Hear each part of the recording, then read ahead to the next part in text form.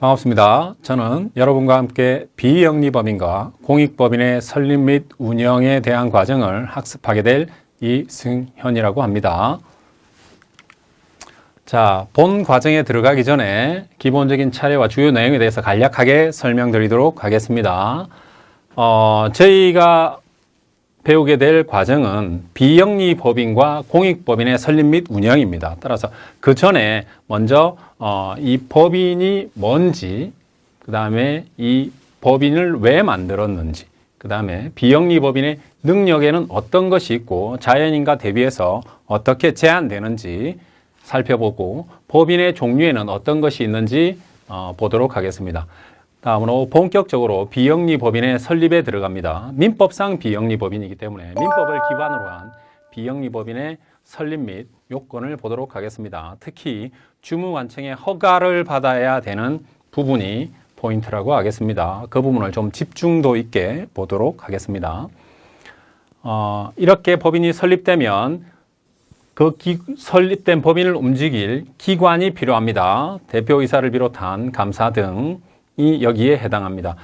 이 사람들이 정관을 기점으로 운영을 합니다. 운영을 하다 보면 사업이나 정관에 있는 기재사항 중에 변경사항이 발생합니다. 이 변경을 어떻게 할 것인가, 그 절차에 관해서 공부하도록 하겠습니다.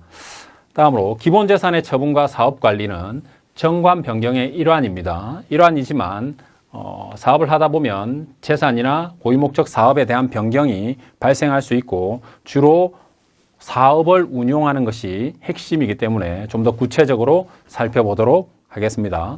다음으로 이렇게 운영을 하다가 법인이 소멸하는 때가 있죠. 소멸하는 시기가 옵니다. 이러한 소멸은 자연인과 다르게 해산 및 청산이라는 두 절차를 거쳐서 소멸하게 됩니다. 여기에 대해서 공부하는 단원이 되겠습니다. 이렇게 해서 비영리법인에 대한 설립 및 운영이 끝나게 되면 저희는 공익법인의 설립 및 운영에 대해서 공부하게 됩니다. 공익법인의 설립이 과연 비영리법인의 설립과 어느 부분에 있어서 어떻게 다른지, 어떤 제한을 받고 어떤 혜택을 받는지에 대해서 공부하게 됩니다.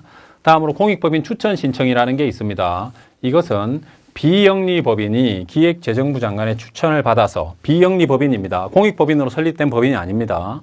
받아서 공익법인이 되는 것입니다. 따라서 그에 따른 정관 변경, 그 다음에 그 요건들을 구체적으로 보고 혜택이 어떤 게 있는가 해서 과거에 이것이 이제 지정기부금 단체였습니다. 그래서 기부금을 받아서 영수증을 발행할 수 있는 그런 혜택이 있었습니다. 그래서 지금은 명칭이 바뀌었죠.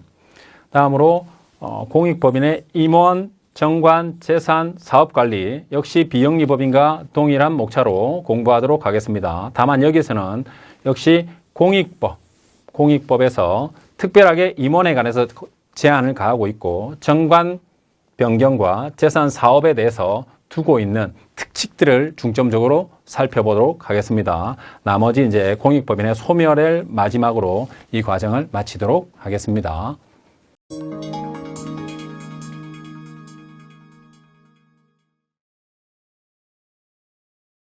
이번 시간에는 법인의 개요와 비영리법인의 능력에 관해서 강의 드리도록 하겠습니다. 학습 목차. 자, 저희는 이제 비영리법인의 설립, 더 나아가 공익법인의 설립까지 나아갑니다. 공부합니다. 근데 이제 법인, 둘 다 법인이죠. 그래서 법인이 과연 뭔가? 법인의 개념에 대해서 정확하게 알 필요가 있습니다. 그래서 법인의 개념. 그 다음에 그러면 이러한 법인이 왜 만들었는가?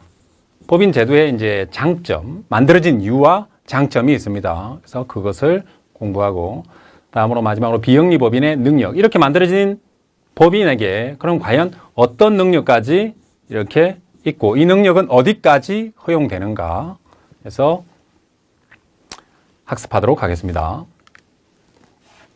첫 번째, 법인의 정의.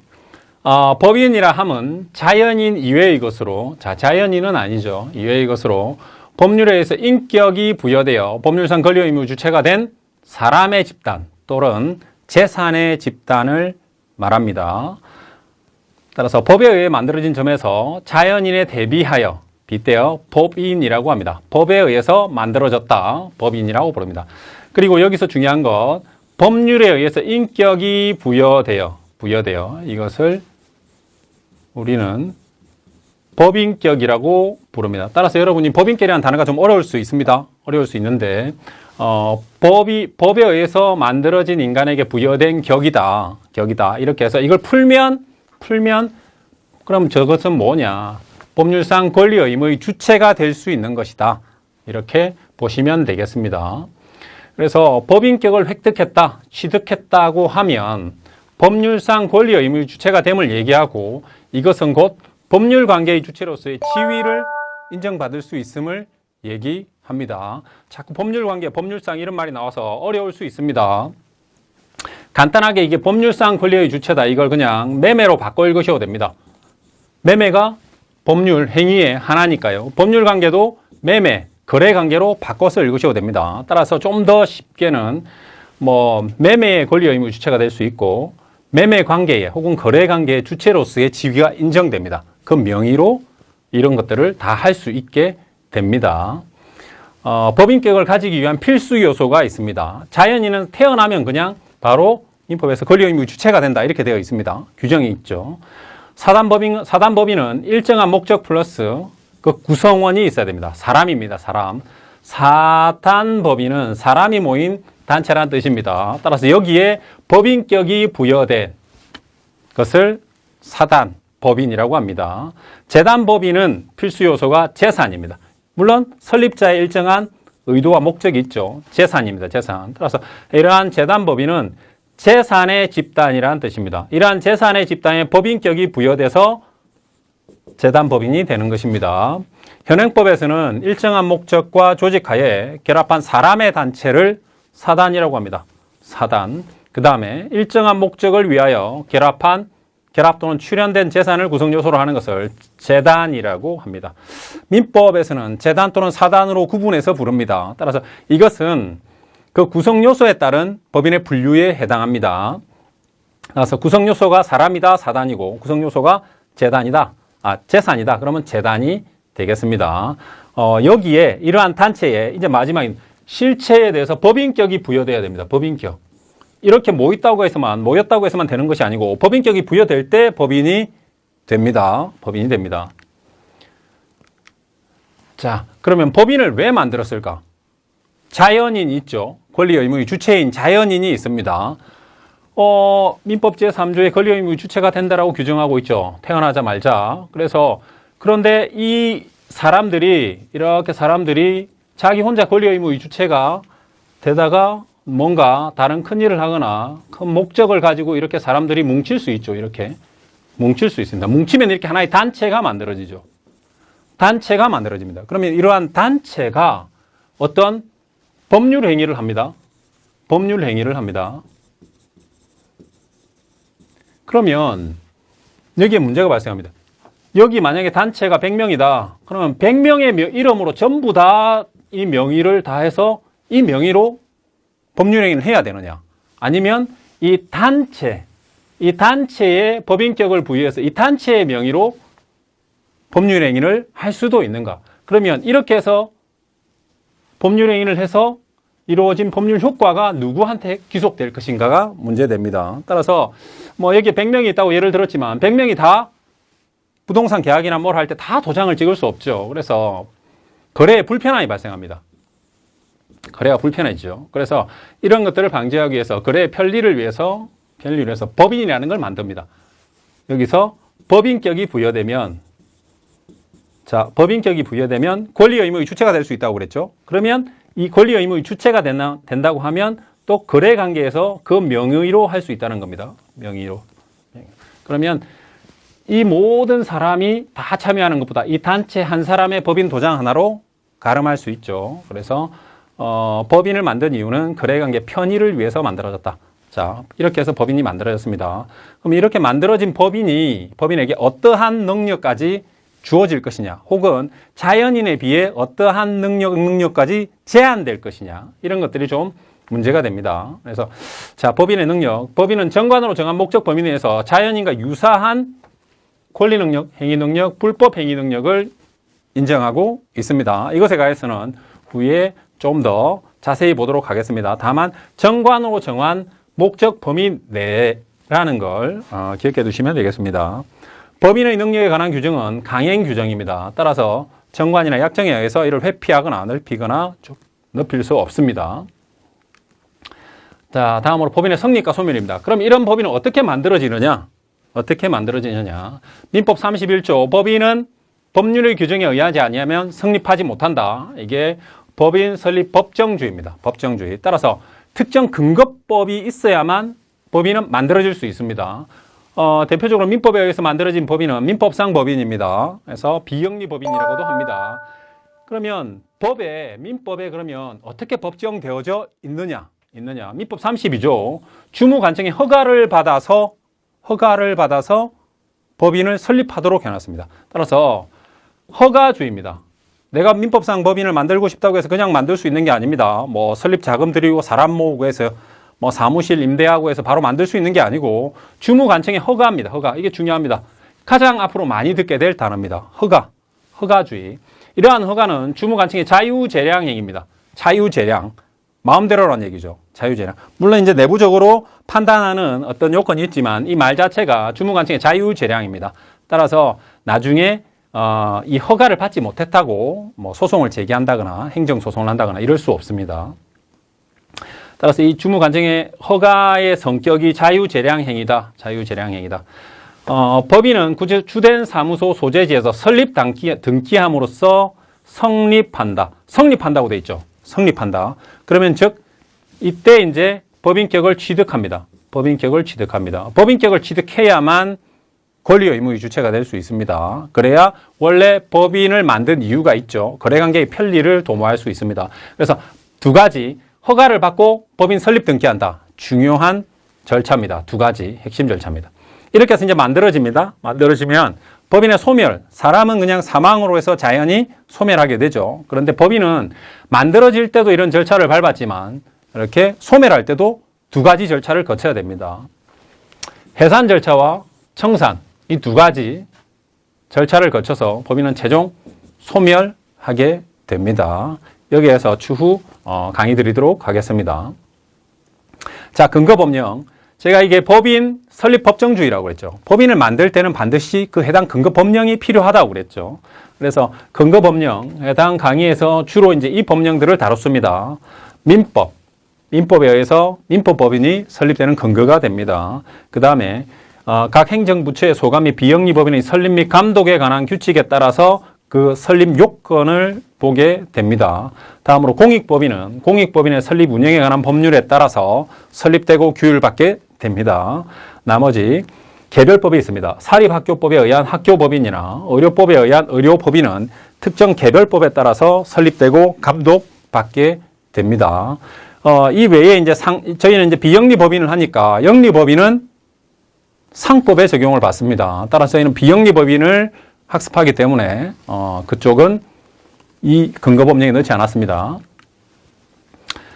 법인 제도의 장점을 보도록 하겠습니다. 그러면 이런 법인을 만들었죠. 어떤 장점이 있느냐? 어떤 장점? 첫 번째, 법률 관계가 단순합니다. 첫 번째 장점은 앞에서 보셨듯이 그 필요성에 있죠. 거래 관계를 편리하게 하기 위해서 법인을 만들었다고 그랬죠. 그래서 법인을 설립하면 구성원과는 별개로 법인 자체에 법인격이 부여됩니다. 법인격이 부여됐다는 것 이꼴 권리 의무의 주체가 됨을 얘기하죠. 권리 의무의 주체가 됨을 얘기합니다. 즉 거래의 당사자가 될 수 있습니다. 따라서 거래관계에 독립된 주체가 될 수 있다. 몇 가지 예를 보도록 하겠습니다. 100명으로 구성된 동창회가 있다고 가정하겠습니다. 이 사람들이 사회활동을 합니다. 동창회에서 첫 번째 동창회 활동을 하려면 첫 번째 사무실을 마련해야죠. 그래서 사무실을 마련하기 위해서 건물을 임대하려고 합니다. 그러면 임대차 계약이라는 걸 하게 되죠. 그 계약서에 100명이 다 도장 찍어야 돼요.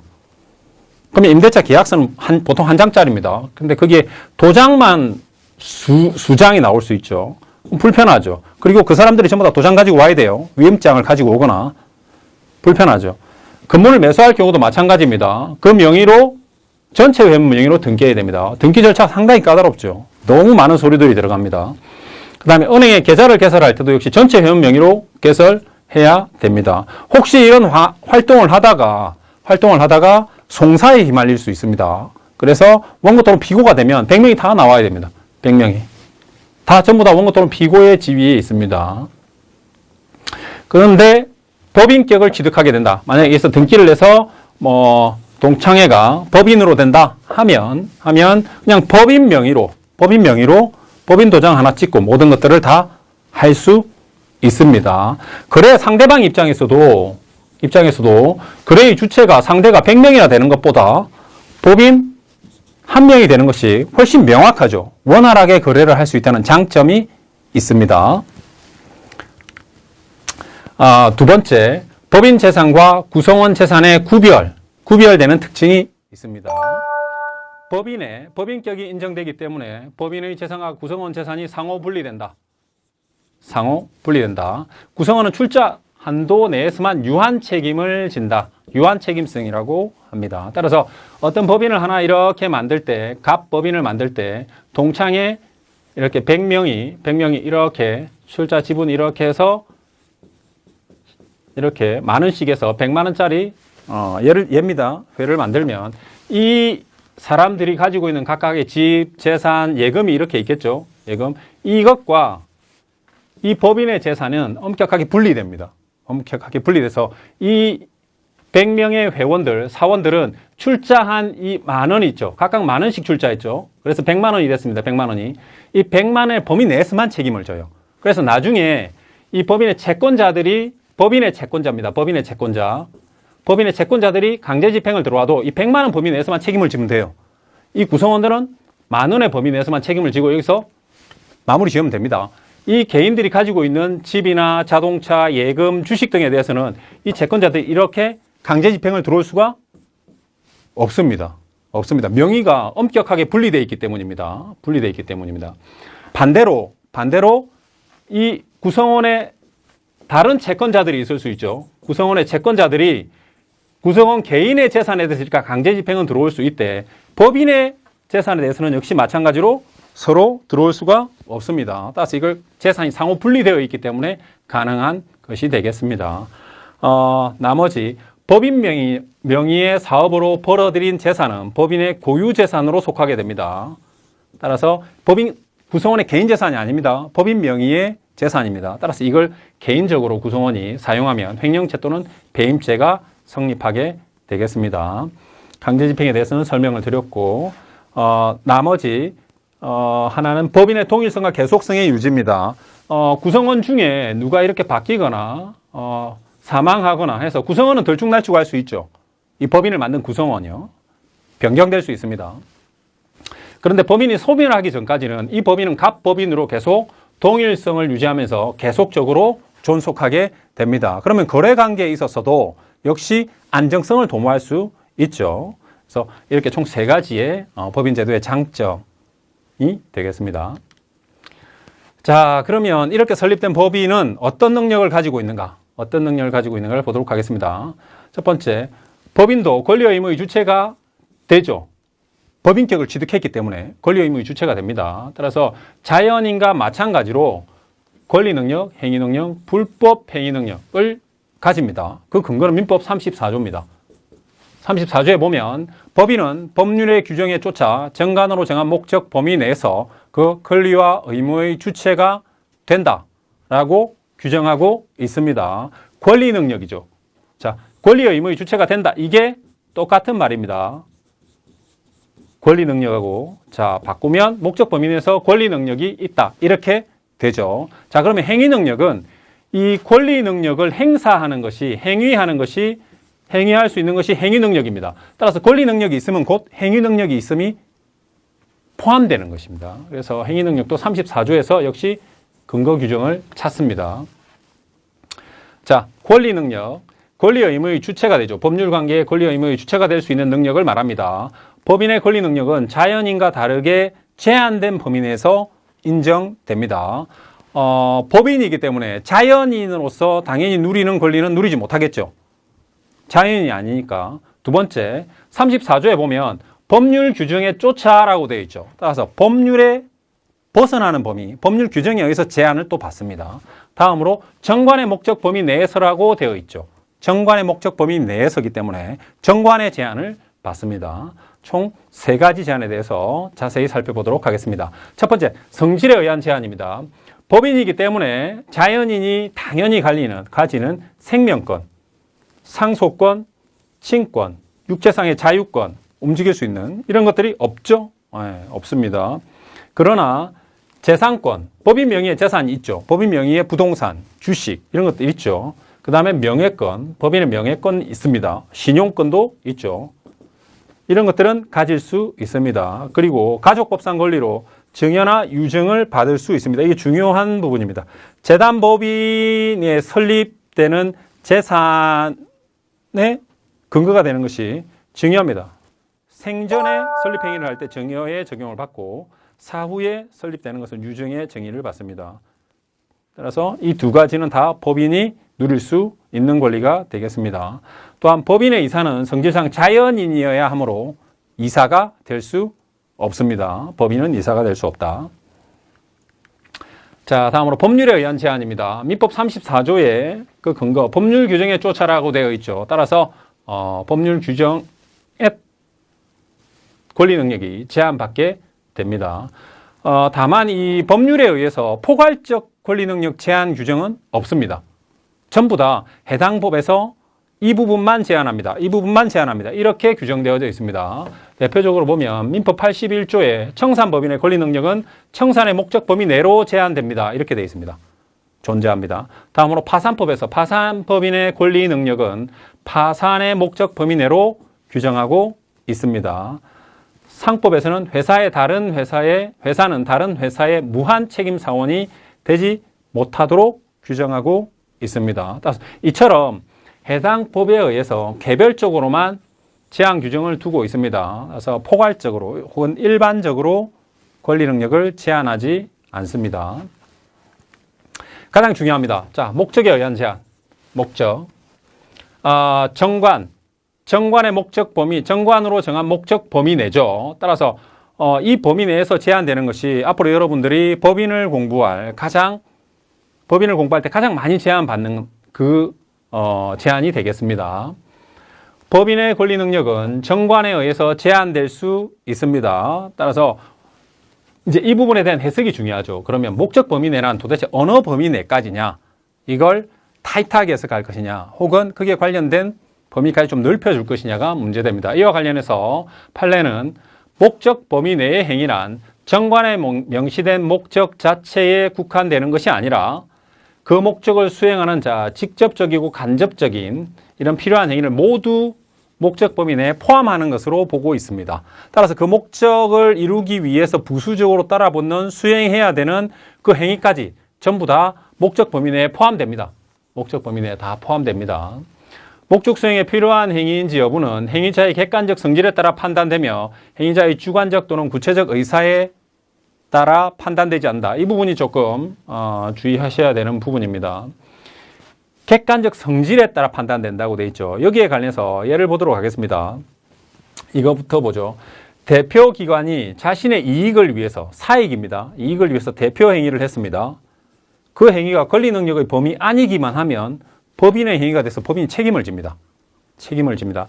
여기 보시면 지금 행위자의 주관적 구체적 의사에 따라 판단되지 않죠. 사익인지 법인을 위한 행위인지 판단하지 않습니다. 외형적으로 볼 때 그 행위가 정관의 목적 범위 내에 들어오기만 하면 그것은 대표 행위가 돼서 법인에게 인정됩니다. 이것은 제3자를 보호하기 위한 요건이 되겠습니다. 이러한 대표와 거래하는 제3자는 일반적으로 대표가 하는 행위에 집중하지 대표가 어떤 속마음을 가지고 이런 행위를 하는지 집중하지 않습니다. 사업에 집중합니다. 따라서 제3자를 보호하기 위해서 행위자의 구체적 의사에 따라 판단하지 않습니다.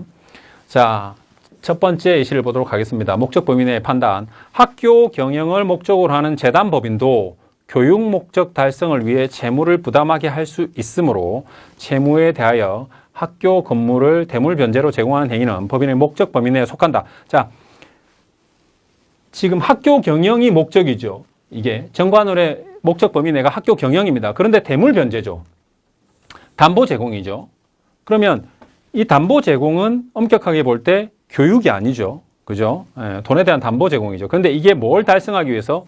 교육 목적을 달성하기 위해 재무 부담이죠. 그러면 간접적인 행위에 해당할 수 있죠. 직접적은 아니어도. 그죠? 그러면 여기 또 역시 목적 범위 내에 해당한다는 겁니다. 할 수 있다는 얘기죠. 그 다음에 두 번째, 건설공제조합의 출장 소장이 조합원 아닌 자가 타인으로부터 돈을 차용하는데 보증한 겁니다. 조합의 목적 범위를 벗어났죠. 조합원도 아닌 자에게 보증했죠. 그래서 이것은 목적 범위를 벗어났다고 본 사례가 되겠습니다. 자, 행위 능력에 대해서 보도록 하겠습니다. 법인이 가지는 권리 능력의 범위 내에서 대표기관이 권리를 취득하고 의무를 부담할 수 있는 능력을 행위 능력이라고 합니다. 자, 권리 능력이 권리와 의무의 주체가 될 수 있는 능력이라고 했죠. 그죠? 그러면 권리를 취득하고 의무를 부담하는 그런 행위를 할 수 있는 능력을 행위 능력이라고 합니다. 행위 능력. 자, 법인은 법에서 만들어진 인간이기 때문에 그 스스로가 행위할 수가 없죠. 행위할 수가 없습니다. 따라서 대신해서 행위해 줄 자가 필요합니다. 그게 대표입니다. 대표. 따라서 법인은 대표기관을 통해서만 행위를 할 수 있고, 그러한 대표기관이 정관의 목적 범위 내에서 한 행위만 법인에게 기속됩니다. 자, 대표기관에는 이사의 직무대행자, 임시이사, 특별대리인, 청산인 등이 여러분이 공부하는 동안에 나오게 될 대표기관입니다. 법인을 대표하는 기관입니다. 이 이외에 뭐 감사나 대표권 없는 이사, 이런 사람들은 대표기관에 해당하지 않습니다. 자, 다음으로 행위의 방식은 대리에 관한 규정을 적용합니다. 즉, 대표와 대리는 비슷한데 조금 다릅니다. 그래서 이러한 대표자가 행위를 할 때 어떤 계약을 하거나 어떤 문서에 인정을 할 때 보통 이렇게 합니다. 갑법인이면 뭐 사단법인 갑 대표자 혹은 이사 누구 하고 이렇게 법인 도장을 찍습니다. 이게 대표행위, 대리의 방식입니다. 대리의 방식입니다. 그래서 항상 이런 형태로 대리행위를 해야 된다. 대리행위를. 그 다음에 행위의 범위, 권리 능력의 범위 안에서 당연히 행위 능력을 가집니다. 그죠? 권리 의무를 부담하니까. 그 다음에 목적 범위를 넘어서는 행위는 법인의 행위가 아니라 행위자 대표기관의 개인일 뿐입니다. 따라서 개인의 행위입니다. 따라서 이것은 법인에게 기속되지 않습니다. 법인의 불법 행위 능력이 있습니다. 뭐 이것은 간단하게 보도록 하겠습니다. 법인도 역시 불법 행위 능력을 가집니다. 법인이 불법 행위를 하지 않죠. 그 대표자가 불법 행위를 해서 그 책임을 법인이 지는 것을 법인의 불법 행위 능력이라고 합니다. 근거 규정은 민법 35조 1항입니다. 1항 전담만 해당합니다. 따라서 법인은 이사 등 대표기관이 그 직무로 타인에게 손해를 입힌 경우에 그 손해를 배상할 책임이 있다라고 규정합니다. 법인이 배상할 책임이 있는 겁니다. 따라서 그 성립 요건으로 대표기관의 행위여야 됩니다. 따라서 대표권 없는 이사나 감사는 여기에 해당 사항이 없습니다. 두 번째, 직무 관련성이 있어야 됩니다. 직무로 인하여 이렇게 돼 있죠. 따라서 직무 관련성이 있어야 됩니다. 직무와 관련 없이 타인에게 손해를 가한 행위에 대해서는 대표이사 개인이 책임을 집니다. 다음으로 대표이사 그 자신이 불법 행위의 일반적인 성립 요건을 만족해야 됩니다.